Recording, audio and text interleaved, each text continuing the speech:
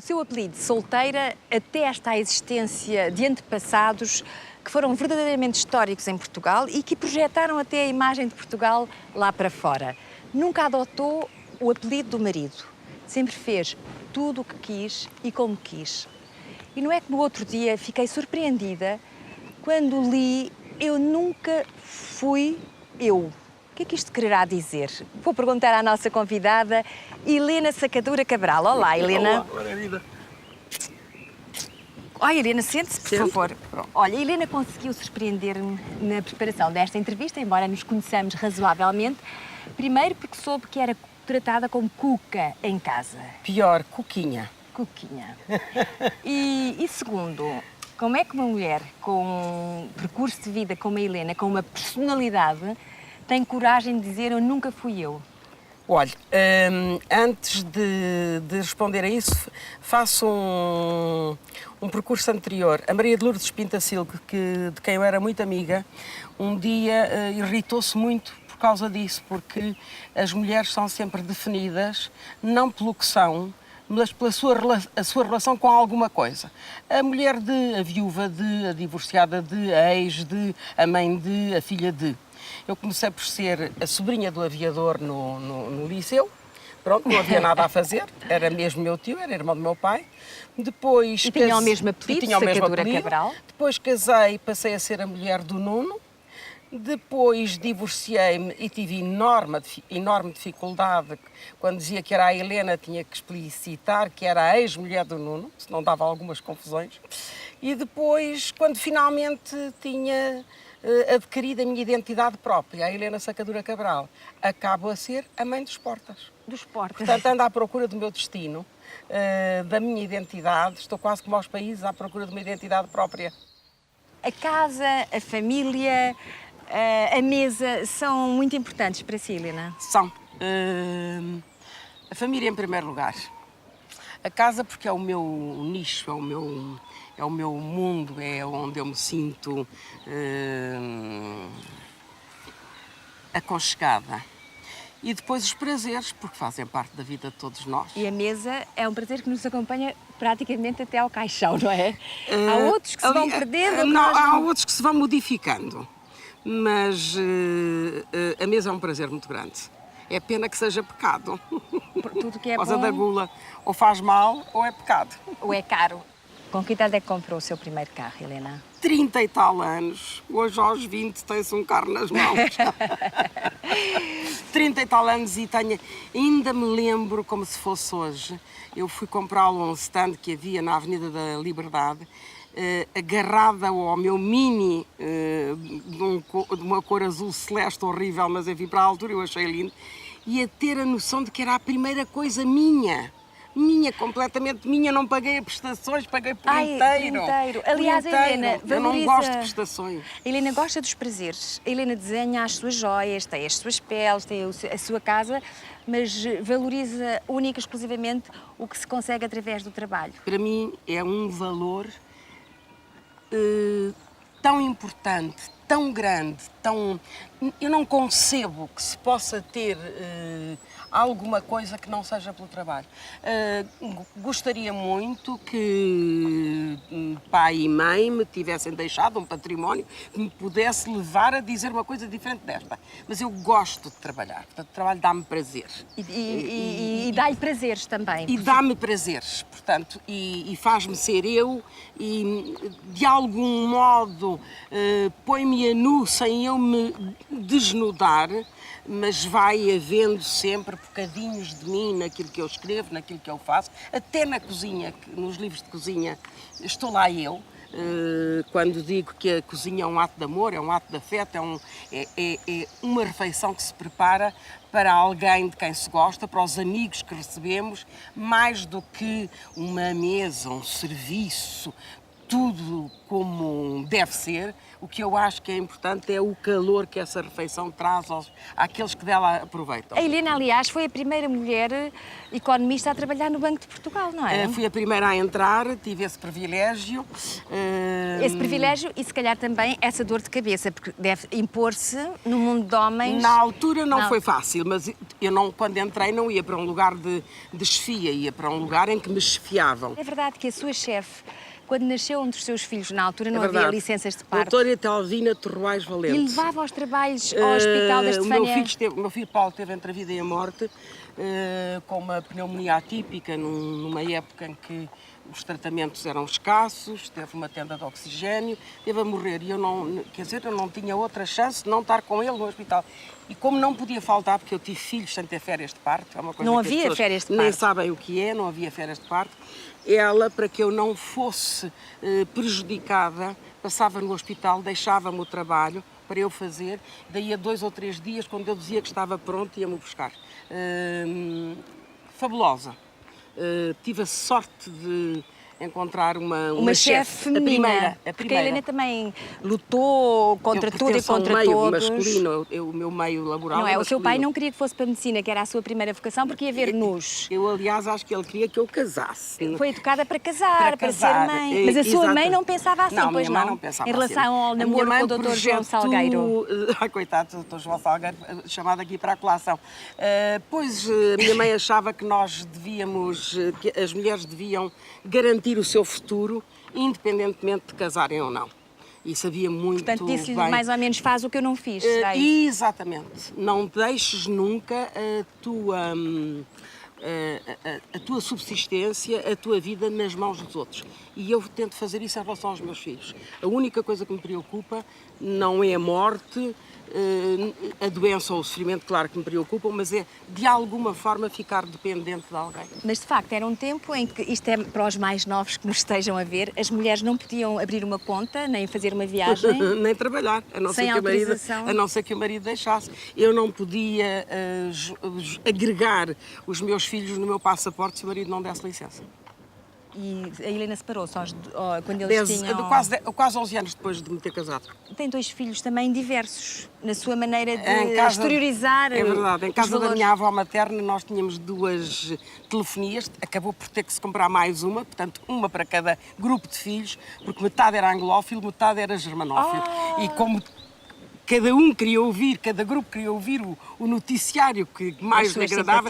A minha avó, que era uma mulher muito calma, muito inteligente. E pragmática, talvez. E pragmática, disse, faz o sacrifício, compra-se mais uma telefonia, cada um ouve o que quer. E a Helena também acabou por ser um bocadinho assim, embora firme, é autoritária. Sou. É dadivosa, mas autoritária. E que escandalizem-se os senhores, eu darei na algada no rabete de um neto, sempre que entender que isso é necessário. Passa-lhes valores, educa-os, ou acha que isso é para os pais? Não, passo-lhes os meus valores, que não são forçosamente os valores dos pais, como é evidente. Mas são os meus, eu sou avó e até ao meu último suspiro de vida serei avó deles.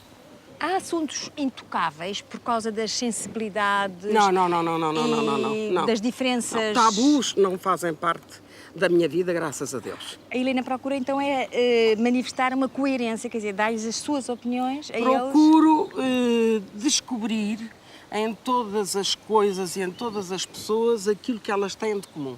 Isso é que é inteligência, não estou a chamar inteligente, mas burra não sou com certeza. Portanto, procuro unir na diversidade, em lugar de divergir na igualdade. É verdade que o primeiro livro que a Helena leu foi um dicionário. É verdade, foi o primeiro livro que me deram. O meu pai deu-me o dicionário do Torrinha e disse-me: fazes uma cruzinha a lápis em todas as palavras que não conheceres. Então, a Helena era precoce? Não, está cheio de cruzes, mas foi muito inteligente da parte do meu pai. Eu hoje julgo, eu raramente uso um dicionário de sinónimos. Eu tenho uma bagagem de vocabulário muito grande. O meu pai foi muito inteligente. E fez a mesma coisa aos seus filhos? Fiz uma coisa parecida. Ainda hoje os testo, quase que brincamos, uma palavra em vez de prazer, uma palavra em vez de corar, uma palavra em vez de andar. Por falar em livros, eu tenho aqui este livro. Porquê que as mulheres gostam dos homens? Oh, Margarida, se eu lhe explicasse neste momento, nesta entrevista, porque é que as mulheres gostam dos homens, ninguém comprava o meu livro. Não, vão ter que comprar, vão ter que comprar para saber a resposta. Bom, mas a Helena já escreveu muitos livros e é fantástico porque eu acho que a Helena é uma pessoa muito realista. Por exemplo, no livro Um Certo Sorriso, a Helena falava, para mim, a leitura que eu fiz naquelas histórias todas, é a felicidade à medida do possível. É nós sabermos viver com aquilo que temos e transformar numa grande festa mesmo. E é a grande sabedoria. Aliás, há uma frase que uma cunhada e a minha mãe diziam muitas vezes: ser infeliz não custa nada, somos todos um bocadinho. Ser feliz é que custa muito. Custa. E a felicidade não é um estado completo, não é um estado ad eterno. É um conjunto de pequenas felicidades. É uma ideia que também perpassa muito nos seus livros. E é aquilo em que eu acredito. É-se feliz aos bocadinhos. Voltando aqui ao seu último livro, que saiu agora mesmo há pouco tempo. Saiu há uma semana. Este livro é dedicado a quem? Aos homens que sabem amar as mulheres. Não é aos homens que amam as mulheres. São aqueles que sabem amar as mulheres. Este livro também é para ser lido por homens? É sobretudo para ser lido por homens, curiosamente. Ah, é? Porque se um homem quiser compreender o mundo feminino, tem aí muito do que isso é muito pouco eu estou aí também. Não está aqui, é isso que as pessoas estão a pensar, não, com certeza. Eu estou aí também, com certeza, e sempre que estou, digo que estou. Mas é dar voz a imensas mulheres que eu ouvi, que pensam das maneiras mais diferentes, mas que me permitem dizer que em matéria de afetos, de nascimento e de morte, não há classes sociais, não há diferenças culturais.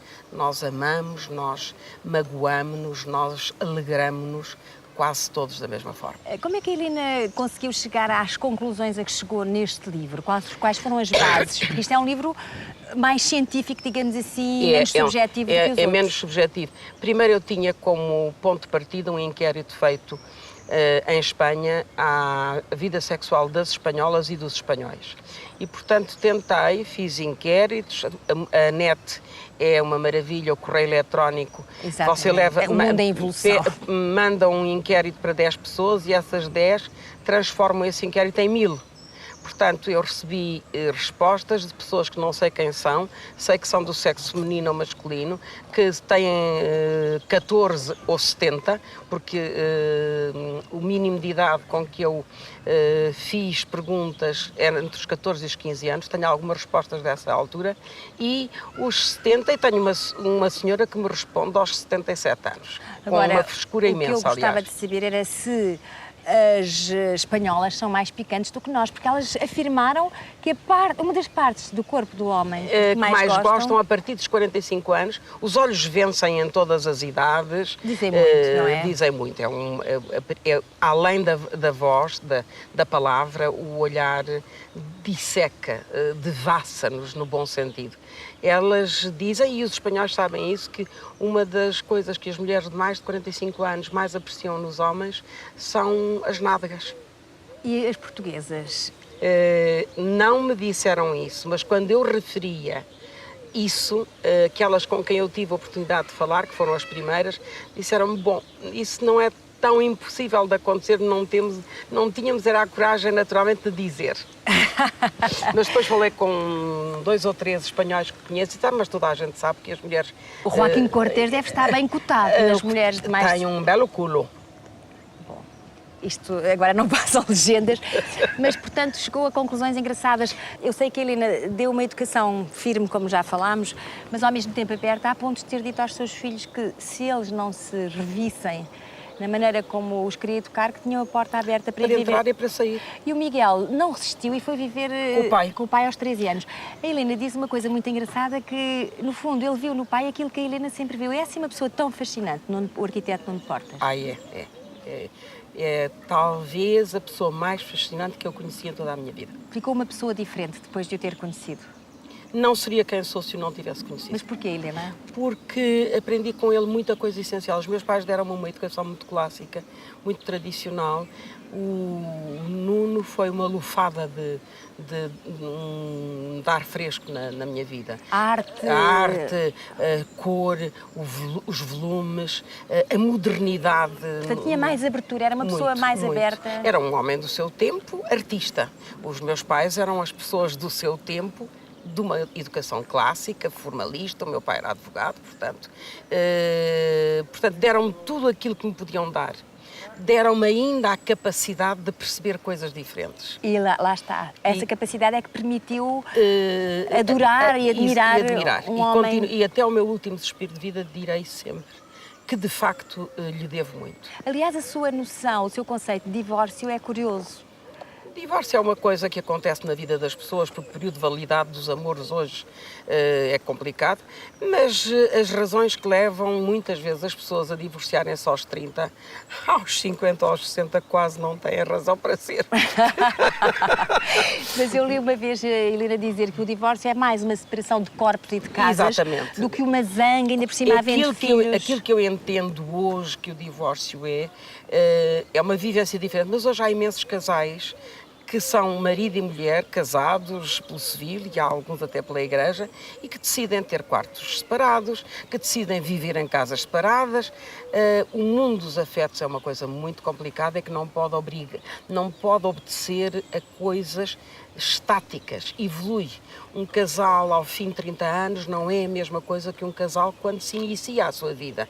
E, portanto, se há outras soluções para que esse casal se mantenha unido, pois experimentem-se outras soluções. Eu sou muito pouco de ideias feitas. E lugares comuns. E lugares comuns.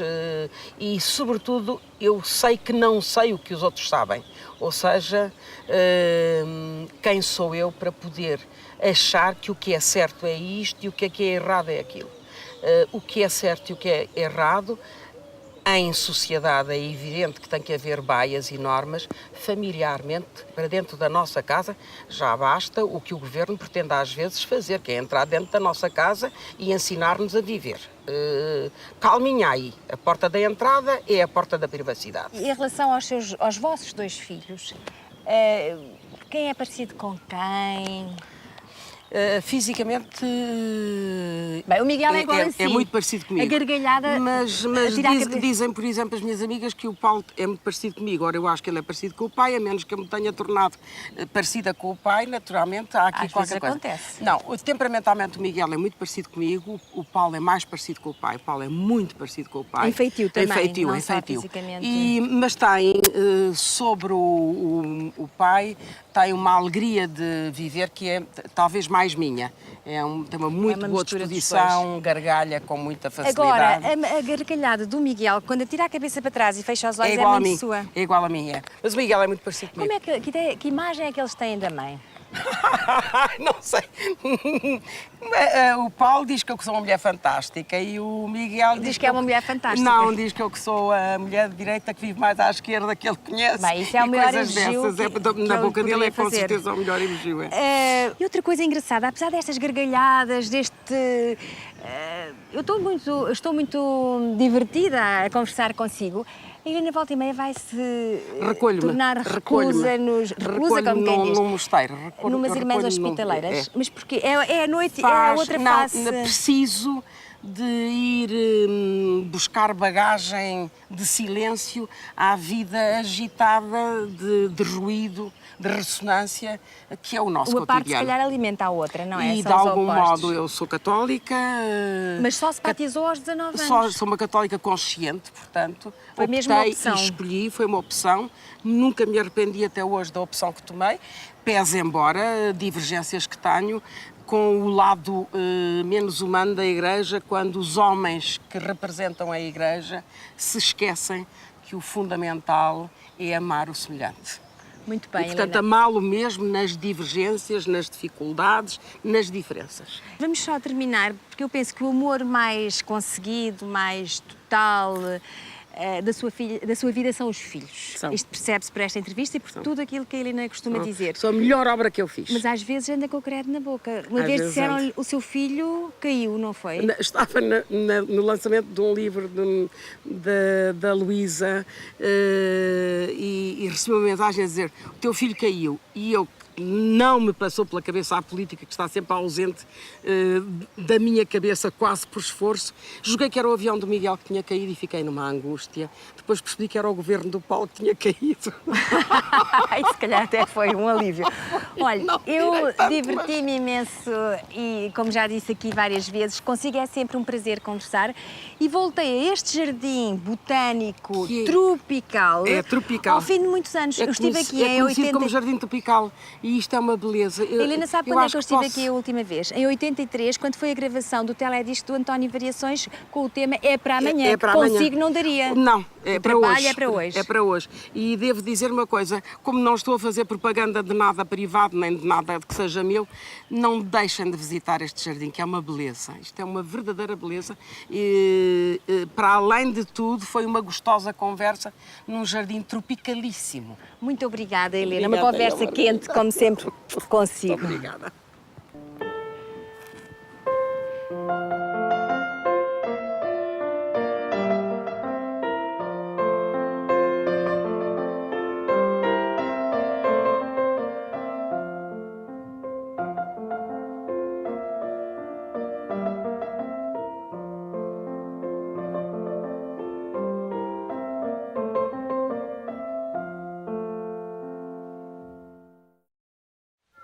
Integral, com passas ou sem passas, de trigo, centeio, milho, de mistura, sempre irresistível. Mas o que é que pode mais dizer sobre o pão o professor José Bento dos Santos?